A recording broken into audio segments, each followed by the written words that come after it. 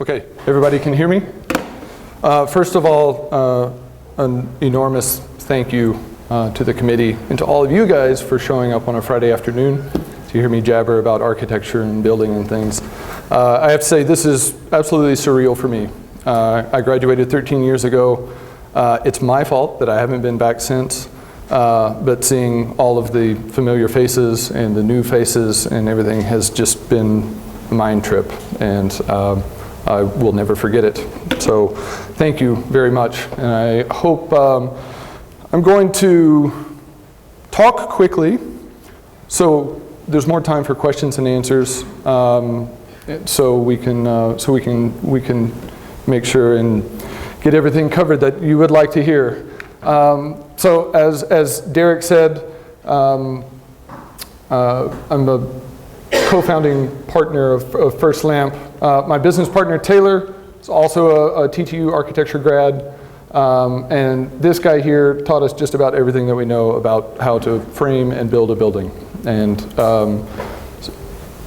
he's worked on a handful of projects with us. It's one of the few shots where we stopped working long enough to have somebody take a picture of us. So as was mentioned, I did graduate, went to TTU here from 1996 until 2002. Before then, I was working on framing crews in the summers in high school. My dad was a brick salesman. All the friends of the family were electricians or plumbers or carpenters. There was a couple of real estate agents that we talked to every once in a while, but we didn't really like them a whole lot. And right after I graduated, I moved up to Frisco, Colorado, just as Derek said, and worked for Derek on and off for about 5 years. I will say I learned more from Derek about how to be a professional architect than any other single individual. My education here was guided by a handful of people that I also hold near to my heart. But in terms of how to talk to clients, how to make a business work, and how to be a neighbor as an architect, how to be a family man, those are all cues that I took from Derek. In 2006, I moved to Seattle. I worked for a firm called Shugart Bates that just went down with the recession, unfortunately, like so many others. In 2007, I called about 12 different builders and asked them if they wanted to hire an architect, and all of them said no. And so on the 13th call, I said, I'm a guy who knows how to draw drawings, and I've been around houses, will you hire me? And he said yes. So I worked for him for about 9 months until his firm went under. I then worked for another construction firm, building houses, and did that. I was just a hammer swinger on a crew for a long time. After a couple of years of that, I designed this house. It was just it was sort of a crazy series of circumstances that led me to get to do this one and then this one right after that. Very small fees, very fast, but in no time, in an unexpectedly short amount of time, I was sitting at a table with clients running a design meeting, and I never thought I'd be in that position that early. So there was a lot of luck there. So now our goal as First Lamp is clients come to us, they want us to design their house first and then build it. That's what we want to do. It's taken us a long time to get there. We started building speculative construction in 2010. We got all of the kinks out of the woodwork, hopefully, when no one was looking, with our own money or with the bank's money, doing speculative projects. There's a lot of ideas around in the architecture field that building is the easy part. It is absolutely not. It is very difficult. Not the nails, not the wood, the clients. It's an extreme amount of money, and it's a year, and it's the most personal thing that they'll ever do, and you've got to make all of that work. Taylor and I worked out of our homes for about 3 years. We just started doing custom construction in 2014. And we grew from me and Taylor for 3 years to now we have a staff of 6, one of which is Cameron Goutman. He's our most recent hire, a recent graduate, and we have a part-time bookkeeper as well. This guy, I get a lot of inspiration. I listen to a lot of radio programs and a lot of things outside of the field of architecture. I heard Will Ferrell, this was 3 years ago, I heard him say this: if you really think about how hard this is to do, you'll just go nuts. And this is really a reminder to me as a separate story from him. He said when he was starting to go into show business, he went to his dad, who was a musician. He says, "Dad, I'm thinking about going into show business." He says, "Be very careful, because it's not all about talent. There's a huge amount of luck involved. And if it was just about talent, I have no fear that you would do just fine, but you do have to be lucky." And so Will Ferrell said, if this is a crapshoot, why not make the most of it? Okay, so he turned a caution into an opportunity, right? So there is good luck and bad luck, and I'll talk about both of those. The very first thing that we did, the first lamp project, it was unofficial. My wife and I bought this beautiful piece of property in Seattle. It was a shoebox. In fact, if you buried a shoebox 15 feet below grade, that's what it would be like. There's no windows in it. It's a basement unit of a residential condominium in a transitional neighborhood in Seattle. We did this nights and weekends. That's why it's called the underground. We didn't tell our bosses about it, and it was also underground. My fantastic wife, who you guys know as the burrito lady or the burrito girl, is right there. She was extremely helpful. Yeah, again, this process took about 9 months. And here's the end result. There's all this wood on the wall because we didn't think that we could wield a mud knife all that well. We knew that we could push plywood across a table saw and nail it up to the wall. I lived here for 4.5 years, never hung a painting or never hung anything on these walls. It was an absolutely fantastic space. All these are IKEA cabinets with Home Depot plywood on the fronts. And all of these are, I mean, this was an incredibly low budget, grassroots, scrappy project, right?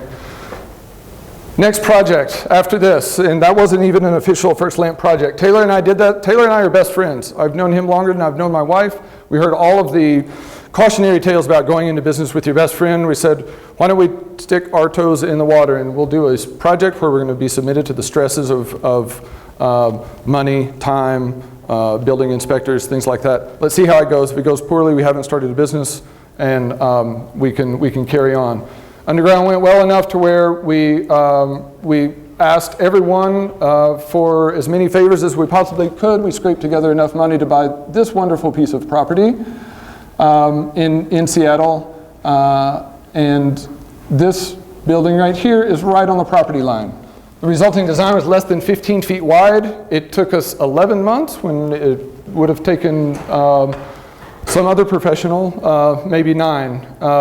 But the fact of the matter is we touched every stick of wood in this because we didn't have anything else to do. This was 2010 and 11. We were out there during days. Every once in a while we'd get a custom project come along that we were just to design. We do that in the evenings. We were out there building during the day, doing permit drawings and designing in the evenings. This is the inside of that project. This is just us starting to play around with different materials. Again, this is speculative, right? So we don't have a client looking over our shoulders. We're just sitting here.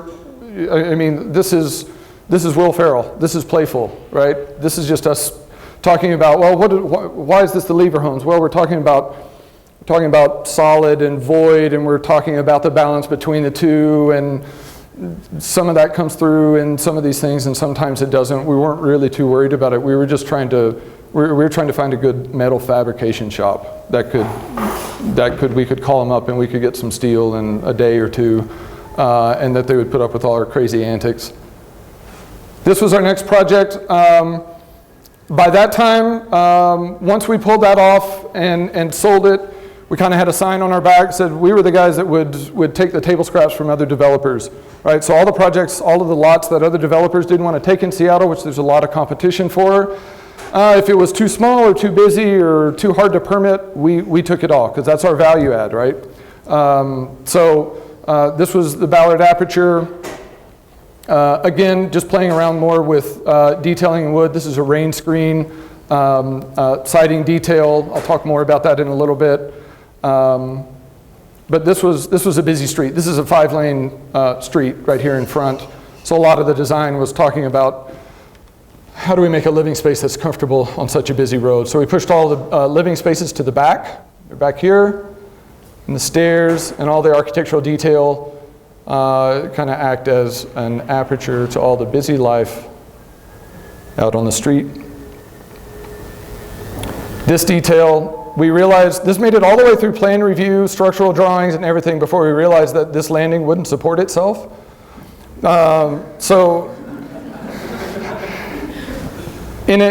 fact, the framers, so we hired a framing crew to frame this. The framers framed this landing all the way through. 20 minutes after they did this, and obviously it broke code for head height. 20 minutes after they did this, I was hustling down the stairs. I had safety glasses on my head. I was going to meet the building inspector. I hit my head on that. It splits my head wide open. By the time I meet the building inspector downstairs, my face is totally red. I said, Taylor, come talk to the building inspector. This was our next project. This is the Madison House. So all of these projects, we're aiming towards the custom house. Like we're awful developers. We really are. We don't make very good money. Everybody, all the other developers, they kind of wonder what we're doing. But we're aiming for the custom house. This is a piece of property we really had the sign on our back now. This had sat on the market for a very long time, gone on and off the market. Nobody wanted to touch it because of this. Right? So this, it's hard to see in the picture. This is, I don't think it's 45 degree. I think it's maybe a 30 degree slope. I think it's 2 to 1, something like that. We meet our geotechnical engineers. They come meet us on site. Say, well, so what's going on here? There's a buried soldier pile wall in here. And he said, yeah, they had to put that in there because the hill fell down in 1991. And I said, well, what's it doing now? And he says, well, it's not moving because the wall's there. So that's why we could do that. And so we took 280 cubic yards of dirt out of the site. We put in 5 helical piers to keep the house from sliding down the hill. Those are gigantic wood screw looking things that they screw into the ground. That's what they're doing here. The plates on that thing were like this. They're about 20 feet long. And then 54 vertical pin piles that help the gravity. So this soil has 0 bearing capacity. And we built a 4-story house on it. There it is. Okay, so we took 280 yards of dirt out. We put 125 yards of concrete in. And then this is it going up. So now we're starting, we really have an eye on the envelope of the building. Later I'm going to talk about emerging things that you're going to hear a lot more about as architects. Envelope. It's energy, it's durability, all of those things. So they got this fancy stuff now that you paint on. It's like Tyvek. It lets the moisture out, doesn't let the air in, it lets water vapor out. Liquid water doesn't get in, air doesn't get in or out. It's just super fancy. And we did a green roof. So during the permitting process, there was a brief period of 2 or 3 weeks where it looked like after we owned the property, we weren't going to be able to build a house. The reason was because it's on the hillside. Stormwater is a huge thing in Seattle. Right? It rains and then there's an earthquake and then there's a pile of mud where the hillside used to be. It happens all the time. So now it's a major concern with everyone in the permitting process. We're at a real impasse about how to get this permitted. The problem is you have to control everything that comes in the downspouts, right? Everything that comes in the downspouts in this particular neighborhood mixes with sanitary sewer. So when it rains a whole lot, all the wastewater treatment plants get overflooded. They go right into the sound. Okay, so the city said you can't do that anymore. And so geotechnical engineers, everybody involved, how are we going to make this work? I spoke up and said, what if we did 1,100 square feet of green roof on top of the project? There was about 5 seconds of crickets, and the geotechnical engineer from the city said, that'll do. So here we go. And it worked architecturally. This is a view from a bedroom, right? So this is there's a split level component to this is a story and a half. So this feels like a split level in here. This is a bedroom. This is the view out of the bedroom. All right, so better to look at that than TPO or EPDM, some sort of membrane. And there's the final product.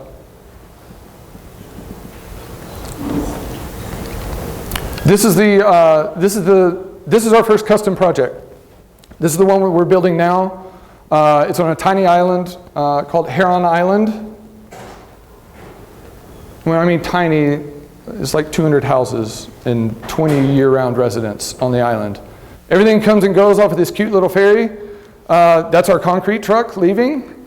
So in terms of scale and where it is and everything, so here's Seattle, here's Tacoma.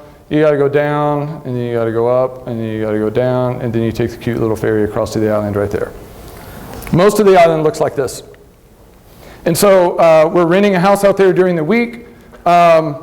Things are just rocking and rolling in Seattle. Imagine trying to get subcontractors to come all the way out here to do framing and things like that. It's just not happening. So we're having to self-perform a lot of it. We did all of the framing. We're doing a lot more of the excavation and groundwork than we thought we were going to. We're doing all the siding. It's a bittersweet thing. So this was down on a hillside. There's about 50 feet of elevation change. This is about halfway down the hill, and we're about at the roof line here, right? We excavated 80 yards of dirt up the hill. We brought it up the hill about 2 yards at a time in our little homemade cart. That is the subfloor from the existing cabin that we demoed. And then all of the new material comes back down. So we had a machine at the top with chains, a machine at the bottom with chains, and this thing made untold numbers of round trips up and down the hill. A couple of action shots of just some of the framing coming together. Roof insulation. So we finally have the luxury now when we're building. We tell potential custom clients that come our way, we're going to be more expensive than some of the other people, and here's why. There's some things that we just won't do. We're not going to do vented roofs anymore, right? So all you have to do is buy some foam and put it on top of the roof, and make sure your insulators treat the detail underneath right? Put some weather stripping down here on each panel edge, so it's a nice air seal. This roof is 75% above code, which is the Washington State Energy Code is the strictest in the country. But it's foam, right? It's $1,500 worth of foam for a $875,000 cabin. Another $1,500 and you can sidestep a vented roof. You don't have moisture issues. You don't have rodents in your roof. So it's like, we're just not going to do that. And there's a handful of other things. There's Cameron. You guys recognize him? No?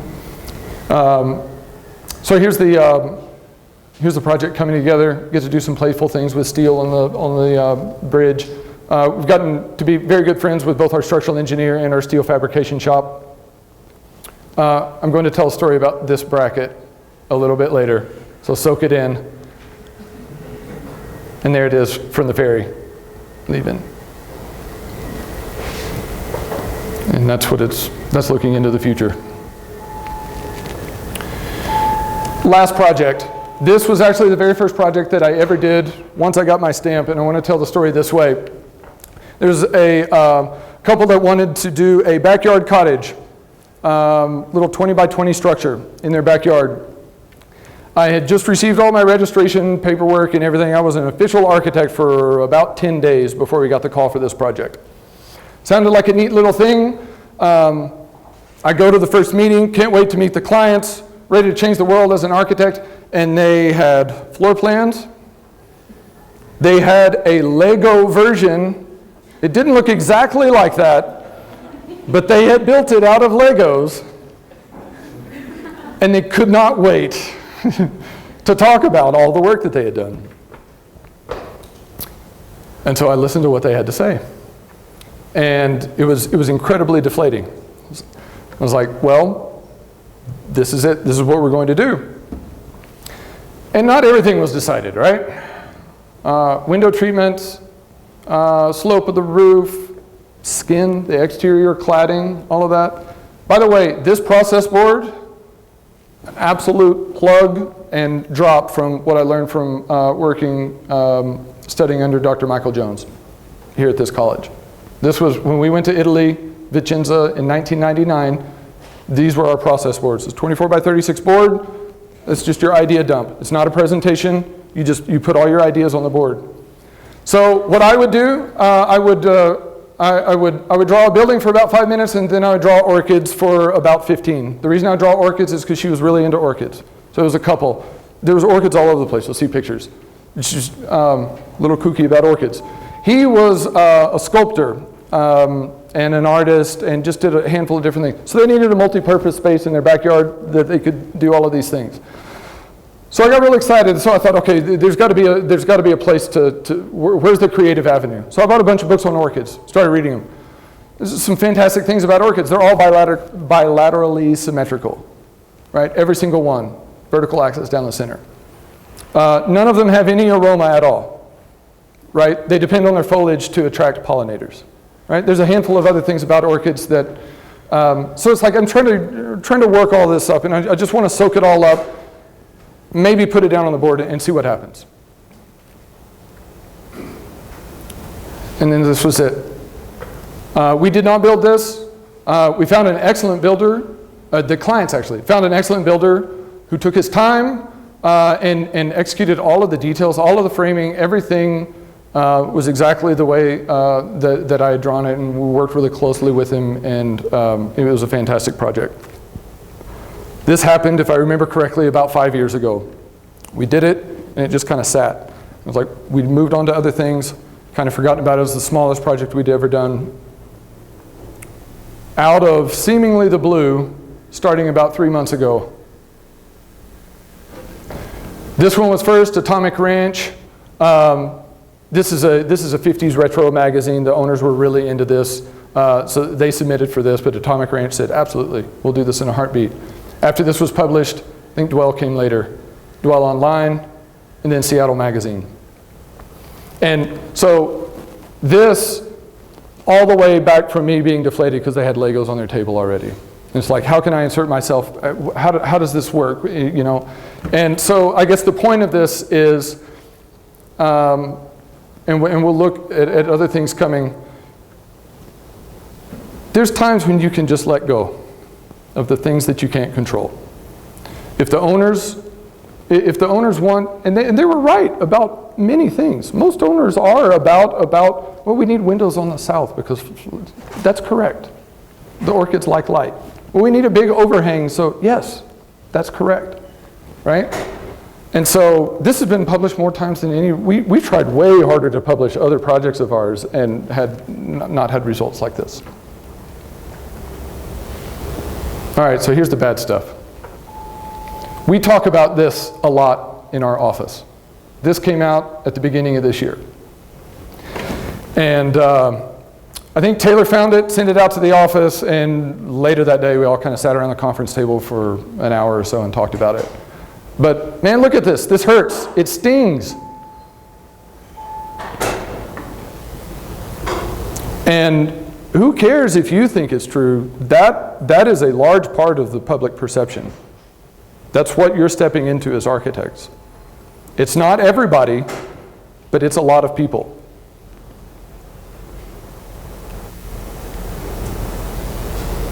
This, have you guys seen this? The Brad Pitt thing in New Orleans? Oh my goodness.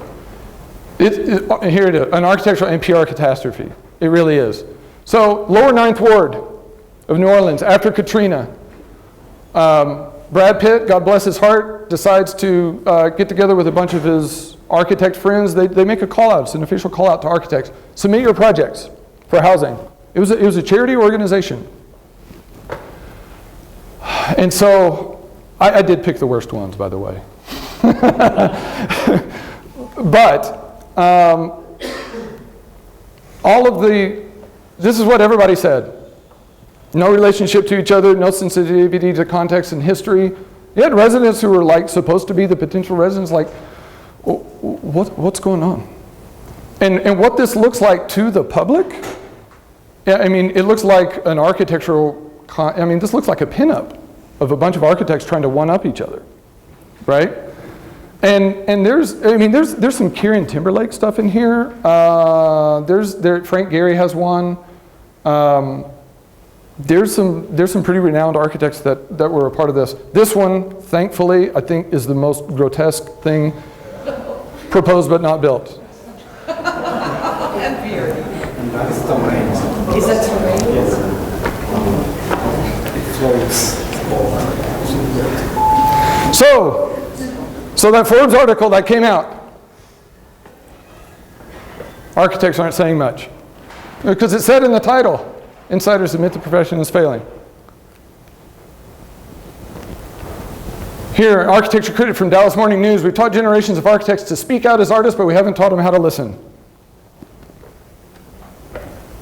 And then this is the contrary. This is from Aaron Betsky. He's a writer for Architect Magazine. He's been a curator for a handful of other museums. I can't remember. He's big in the art and architecture world. Truth is that architecture is not made for a wide spectrum of the population. It's made for those who have the means to commission it and reflects their values and priorities. Don't you wish you could just take a vacuum and suck those words back out of the universe? Like, okay. How to rebuild architecture. This actually came out before the Forbes thing. Stephen Bingler's an architect. Martin Penderson, I believe, is an art and architecture critic. Here's some quotes more stating the problem, but here it is. We must rethink how we respond to the needs of diverse constituencies by designing for them and their interests, not ours. He said it.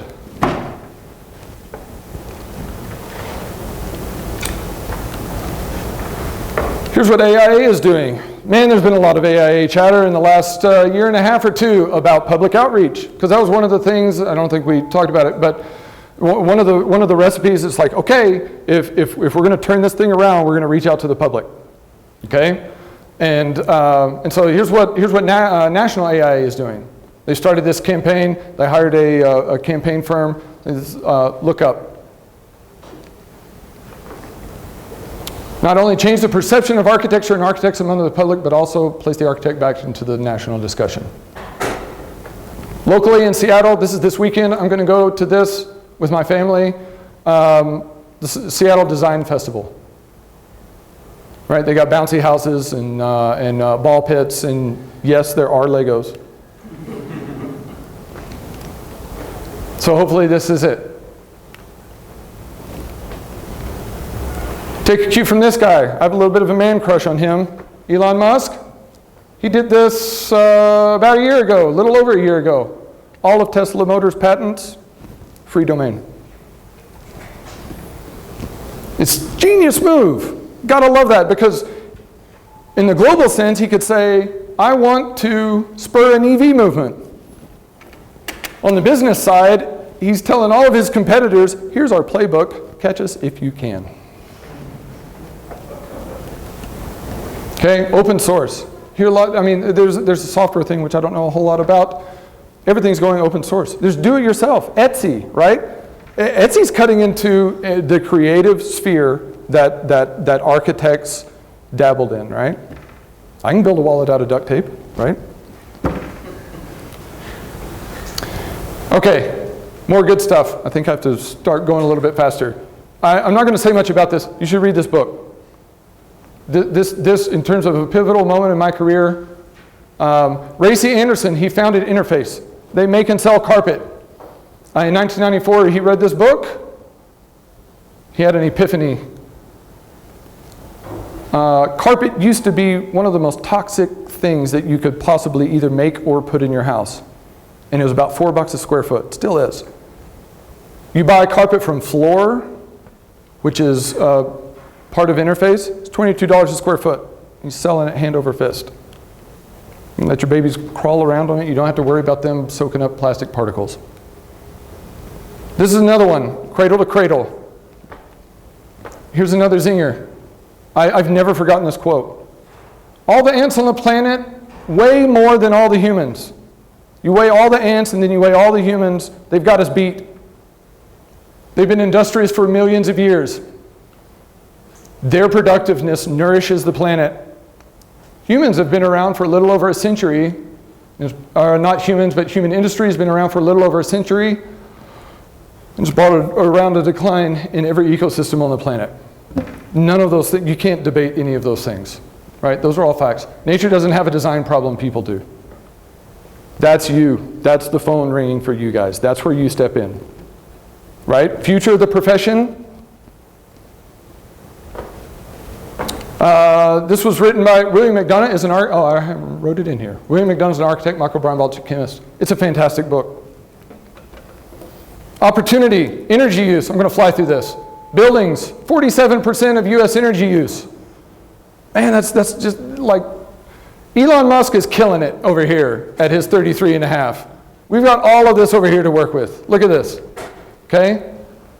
There's so much opportunity. I don't see any of this as a shame or a slap on the wrist or, I think, look at all of that territory that we can gobble up. Solar, this cracks me up. This is high potential, this is solar potential.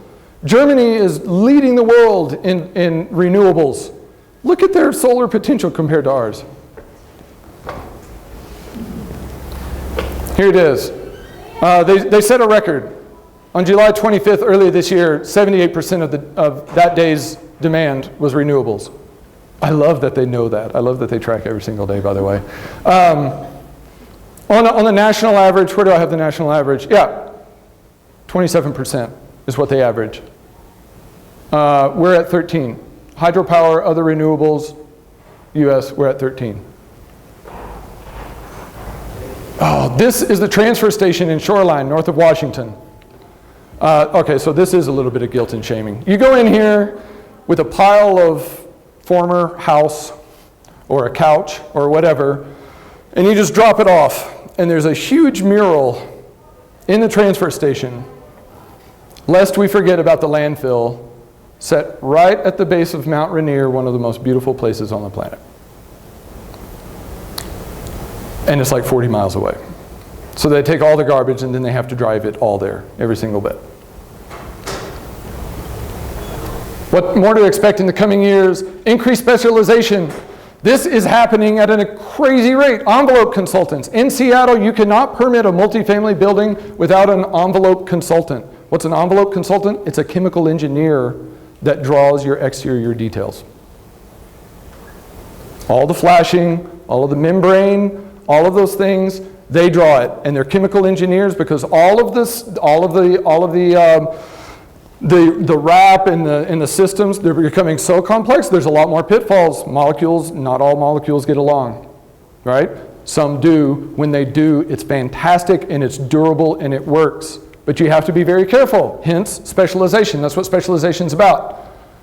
So there are envelope consultants. There's third-party green certifiers. Okay, that's basically another building inspector, kind of, that you pay to come out and make sure that you insulated where you say you were going to insulate. Okay, architects used to do this. We used to do both of these things. I'm not saying that it's bad that we don't anymore. I'm just saying, we talk about relevance, talk about our image. It's slowly changing. Parts of it are going away. What architects primarily do, we're organizers, spearhead for large projects. You know, very good friends of mine work for large firms that do, you know, they project manage high rises, right? They're a manager. They're getting everybody together. They spend more time trying to get the builder to install a new type of cladding that they're really excited about, right? They're calling overseas, getting the product reps to come over, trying to set up a sales pitch for the builder so they'll install this thing. It's not about finding it and designing it. It's about just getting everybody together. So you're going to be a team leader. That's what we have to keep a hold of, without a doubt. Proprietary details. This cracks me up. Siding, lapped siding that you see on most houses.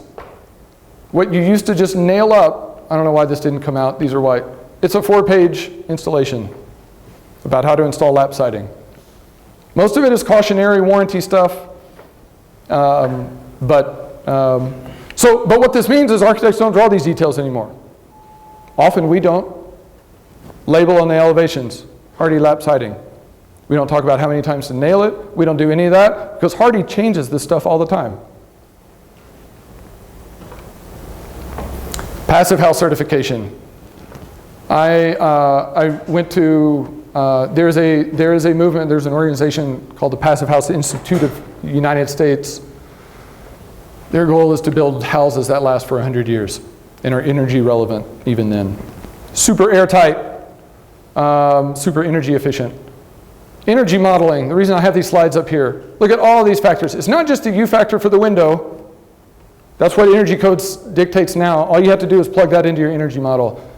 All of these dimensions go into the FIAS building model. And architects can do this. You can become I'm a FIAS certified builder, you can become a FIAS certified building consultant. Most of that is just teaching you how to run the computer model, which takes days.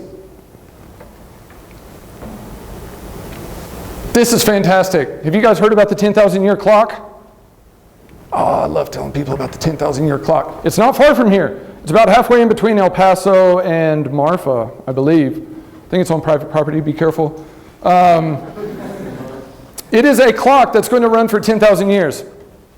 It's buried in the hillside.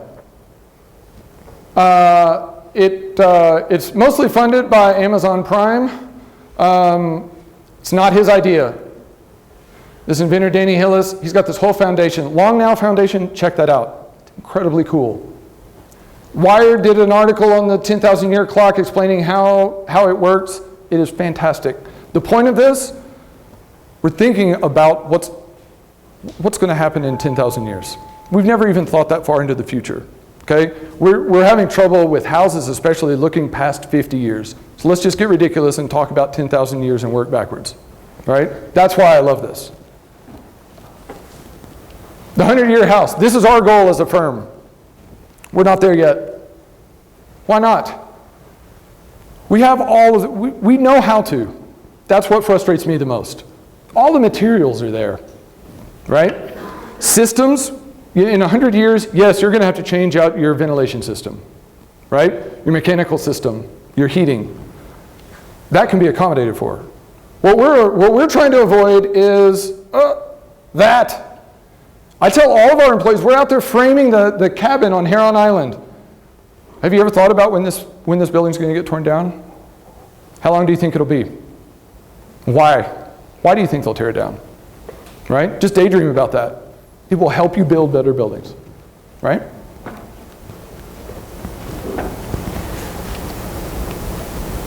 Okay, how much time do I have?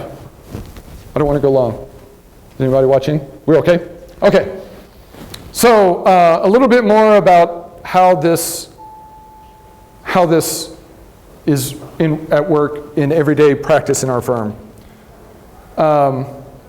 This was a house that we got. It was a little over a year ago when we were doing the design work, a year and a half ago. It's on the shore in Lake Washington.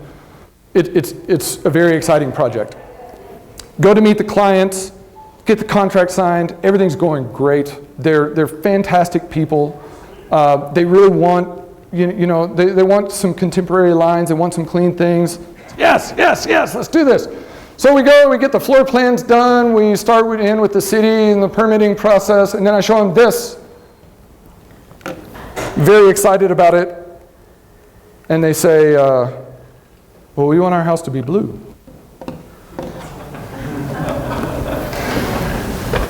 And that was my 5 seconds of crickets. I said, well, okay. Fast forward, I come back to the office, plop down in my chair. I go, oh God, Taylor, they want the house to be blue. I don't know what to do. What? Yes, they want it to be blue. To add to that, they want to use, this is showing, I was trying to give a hint of some steel or some wood or something vague and warm. They want to use this African mahogany called sapele. It's a beautiful wood. It's also red.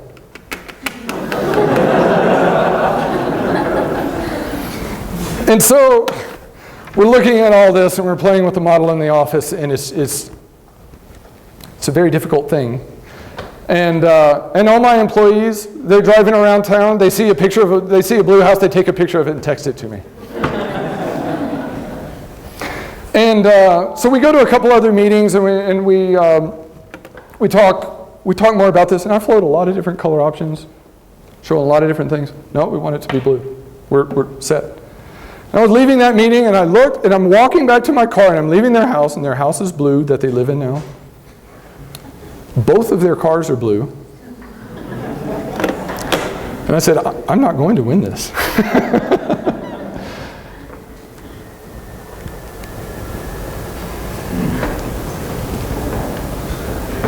And I realized about a week or so after all this, This is my fault. This is my fault for making it that far, and we never talked about color. Right? I think after all of the emotion has settled, I think, you know what? If I had heard blue house, if I had asked about color and the answer had been blue at the very first meeting, this house probably would have looked very different. Right? And so I think that was the issue. Not only was it blue, but you know, it wasn't. I think the thing that we as a firm are the stuffiest about is materials. You know, Derek mentioned John Ruskin, and you know, we have this thing about honesty of materials, and we don't even really like paint.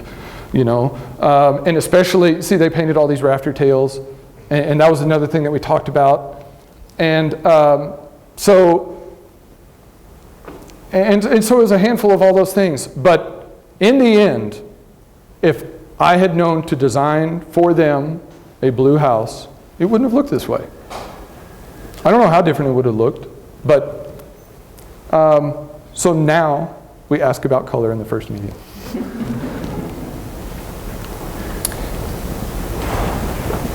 And the owners are thrilled.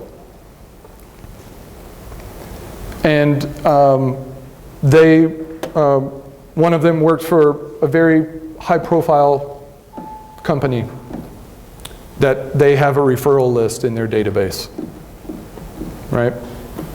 And a list of referrals, a list of people who have gone through the process with you and can say that this guy listens, this person listens, they listened to the things that I had to say, they were sensitive. That's more valuable than any picture on the internet, without a doubt. So we tell our clients, before we go into the interviews, because it's such a stigma about the stuffy architect that doesn't listen to their client. We say, look, there's two things that you should know. We build speculative buildings.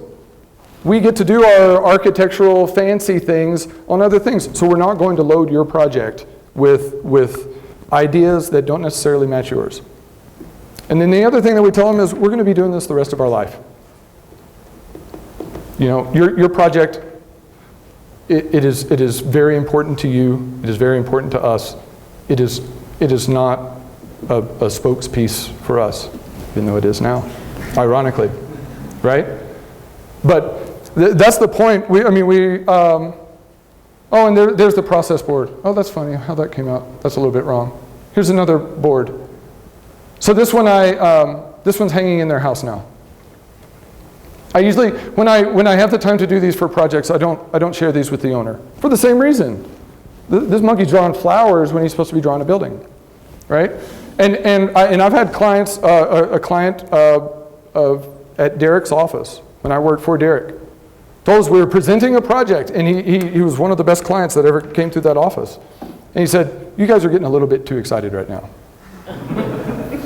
He says, "I have to tell you, honestly," he says, "when clients see architects get that excited, it makes them uneasy. Because it's like, what do you have invested in this beyond me?" Right? So you are their advocate. You are a sponge. Another trick I learned from Derek, ask them what kind of music they listen to. Right? We don't even take our portfolio to meetings anymore thanks to the internet. We don't even talk about our work unless they ask about it. Right? We ask them, if you go to someone's house and you're about to design their house and you let them just open up, they will just go and go and go and be happy to have someone listen. Actively listen. And if you take the long view and say, this is a project, who knows if it's going to get published or if it's not, but I'm going to do the best job I can as an architect to listen to what they say. I am a backboard. It's not like a perfect pass-through filter. It is an interpretation, right? You have room for creativity. You are still interpreting the things that they're saying. But you have to be ready for them to not like your interpretation and to be ready to switch it. You don't like that interpretation? Great, I've got 6 more where that came from.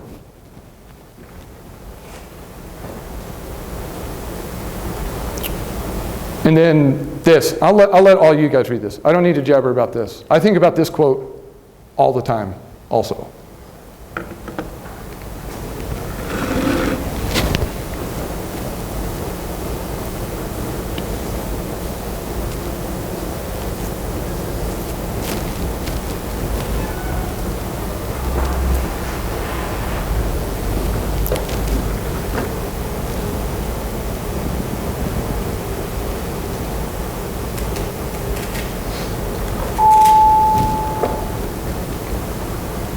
so again, it's just a message of letting go, right? And that's it. Sorry, can you sit back? Back again? Sure.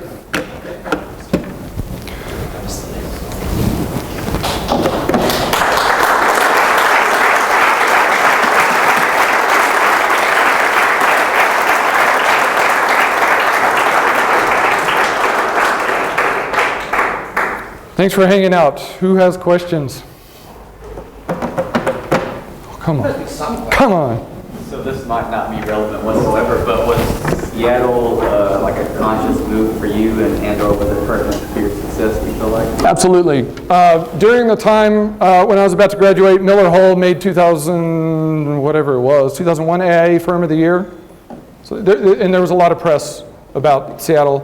And the clientele, in general, the culture there they value open-mindedness and forethought much more. Yeah, and Pacific, not just Seattle, Pacific Northwest in general. Yep. What else? Yep. So you had something to say about the metal connection? Oh yeah, that's another. It's kind of a little mini blue house thing. So this is upside down.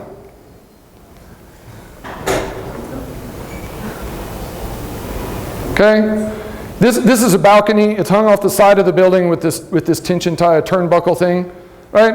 And the 45-degree angle is supposed to come down here. We installed it that way. It daylighted above the handrail here. The owner came out and said, "What's going on?" Well, that's how the balcony is. That attaches to the house. And he said, "Well, it daylights above the handrail." And I said, "Well, I never considered that." He says, "Well, we got to fix it." I said, "Well, if we move it down, then the turnbuckle's not going to be at a 45-degree angle." We spent an hour and a half measuring it, making sure that it was exactly at a 4. He's a mathematician, the client is. Seriously, he's a mathematician by trade.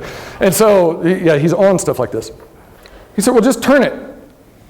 Just mirror it about that line right there." I said, "Okay." He said, "What's wrong?" And I said, "Well, I just, I see things like this as an architect. Like, that's kind of what the force diagram looks like, right? Like, that's how I don't care." And so I said, okay. Call our structural engineer. Yeah, I know. Yeah, I know. That's what, can we do it? Yes. It's upside down. And I started realizing, what's my problem with that? My problem is some other architect somewhere is going to see that thing and say, "What are those crackpots doing mounting that thing upside down?" That's all it was just like, if it works, it works. If it's behind the handrail and the owner's happy, and he had a point. My solution would have been to raise the handrail, but it lines up with the window so nice. So that's a smaller version of the big blue house, to where it's like, as Derek says, you tear up your cool card. Just tear it up, right? Now, there's things you don't compromise on, right? For me, that's energy. All those books that I showed you, I read that and it's like, holy cow, and it's easy. It's easy. We know how to do it, right? And so that's my thing. That, if we get clients that call and say, I don't really want to do it, then we say, we're probably not the best fit. Or we sneak it in. We over-insulate stuff all the time and just kind of let the build, let them go. So, what else? Who has a question?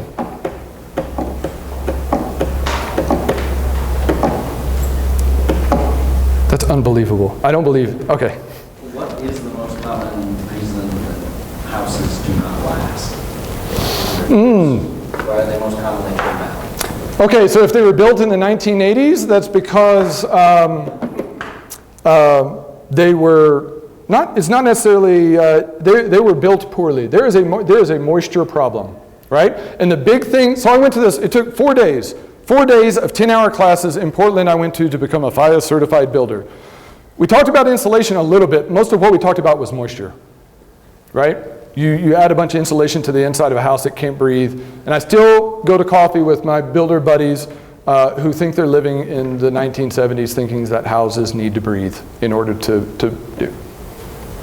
And if you're building a house from that era, then yes, they do. So the danger is what happened in the 80s is materials started getting tighter.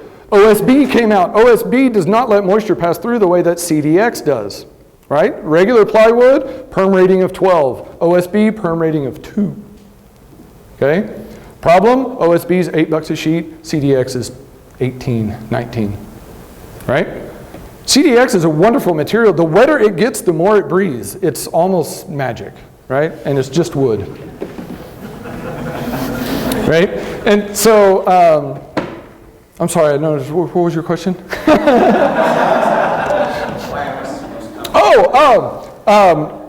Poor detailing or no detailing and poor craftsmanship, right? Leaky roof goes unnoticed, hangs out in a drywall, in a ceiling or a floor, and, or it's, in Seattle, it's happening a lot. It's just one house, and we need to put 8 there, right? Those types of things you don't have as much control over. But I love to think, we've had steel in every single one of our buildings, and I just can't wait when they try to bulldoze it, and like a lot of the steel's hidden, and it's like, it just won't go.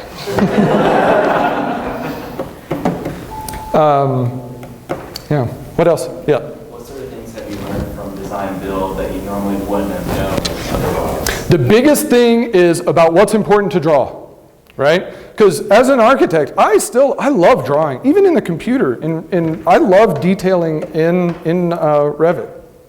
I could do it all day long, right? But like the hardy thing, right? And it's not just siding. Like there's so many the green roof thing, don't even bother. It's proprietary, which means it's covered by a warranty. Right? The proprietary is not necessarily a bad thing, but it's like you can draw what you want, but if it's not what the builders or you select, then that's not the way it's going to be. And then you either have a choice of not drawing anything at all and just specifying it, or just duplicating their drawing, which is silly. But learning what's important to draw, and process, and learning how to talk to builders. Right? Builders call and. The first thing I learned to make a builder happy when they call, just to answer the phone. Because I've been on the other side of that. I've been out on the site, and things pop up. Oh man, I need an answer to this. And we can't really do a whole lot. And it's not really anybody's fault. And so, but, having a dialogue, saying, well, here's your options. You could do the ledger here, and you could do the hangers later, or whatever it is. And that, if you're not building the project and the builder's not on your side, get ready. It's very difficult.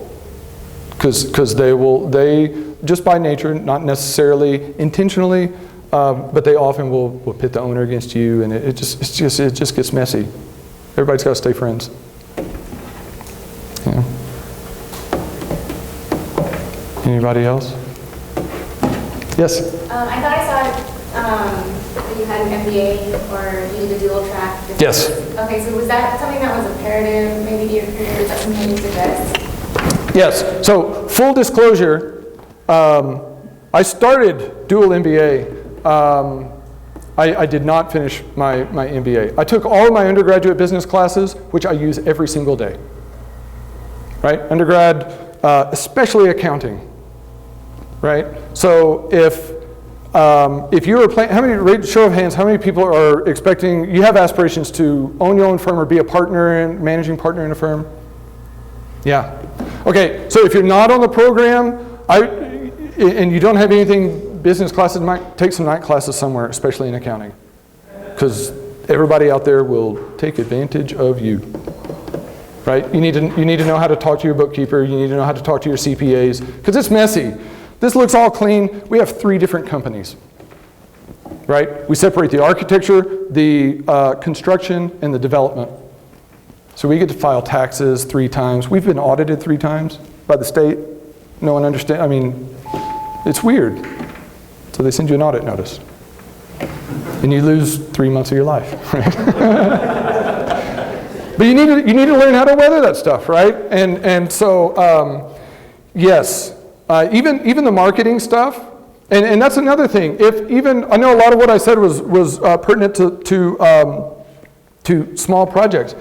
Big projects, you have to reach out and become a member of the building community and just the community as well, right? The same way we made friends with our metal fabricators and our structural engineer.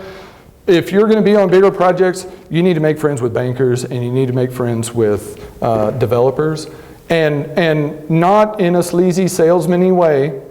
You need to understand their point of view, because what they're doing is just, to them, just as relevant or more relevant than what you're doing, right? You have to really understand. And so when we have the open house, the Madison House, you guys saw it. We had the open house, that was a very difficult project, I'll be very honest. We lost the same amount of money on the Madison House that we made on the first two. Right? That's the good luck, bad luck, Will Ferrell thing. Right? And so, but our banker comes to the open house. And he doesn't care about the floor plan and the finishes and all that kind of stuff. We go down to the family room where no one's down there and we talk about the project and the numbers. And I was even a little apologetic. I said, man, I'm sorry, and it hadn't sold yet. But we went through the construction process, and I said, I'm sorry, I know we were behind a little bit on our schedule, and we had a couple of, he goes, are you kidding me? It was the most smoothest project I've ever been a part of. Right? And so it's just like, working on the construction draws. That's a bookkeeping and accounting and a financing exercise, right? And you have to add up all this, and you have to understand how the interest works for you and against you, and when to take a heavy draw and when to take a light draw. And some of those things you learn. Taylor and I, this is another great, Taylor and I, we went to the schmaltziest real estate get-rich-quick class that we could find.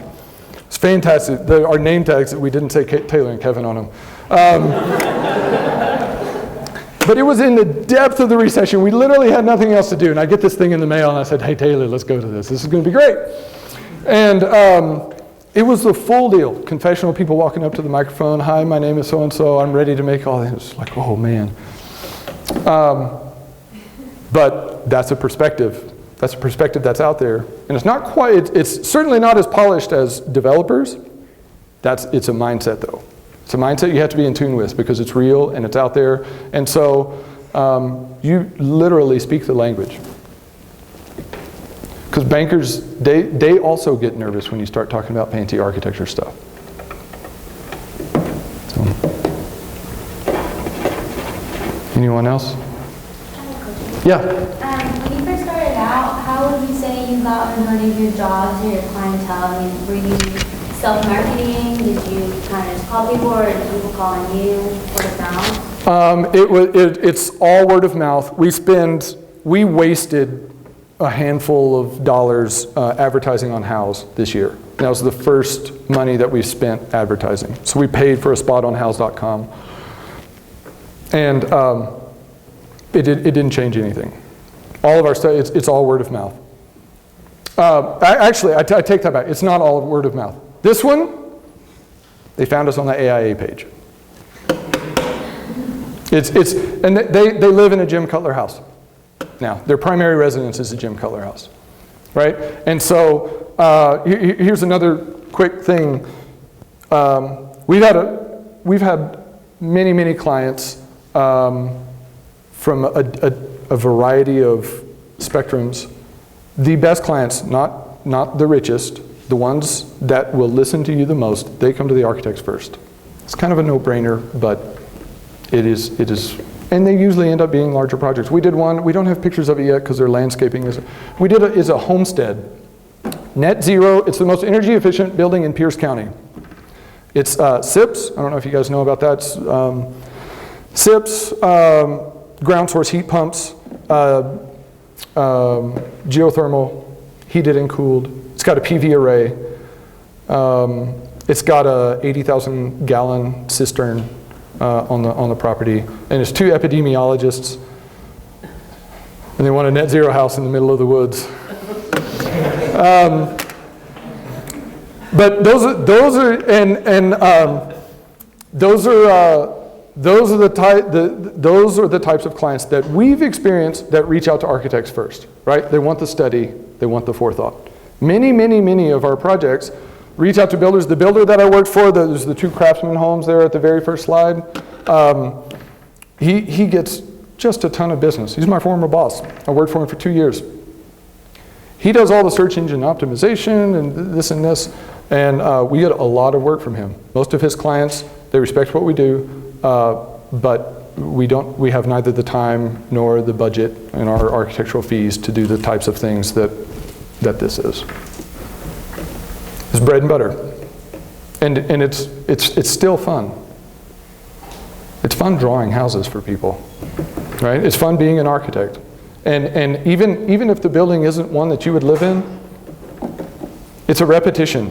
You get better every single time you do it, and sometimes that is the only takeaway you've got. So very little marketing, lots of word of mouth. And what we do, we've got a system down. We hit them with a referral list very early. And our referral list is tied to the houses on the website. So on our list is like, here's the people's names, this is their house on the website, ask them everything. And we make them call it, or we tell them to. Say, please call everyone. We're very proud of this. And that's, again, that's more powerful than, because even these guys, they found us on AI, we still call our references. Anyone else? Okay. Thank you very much. Well, thank you.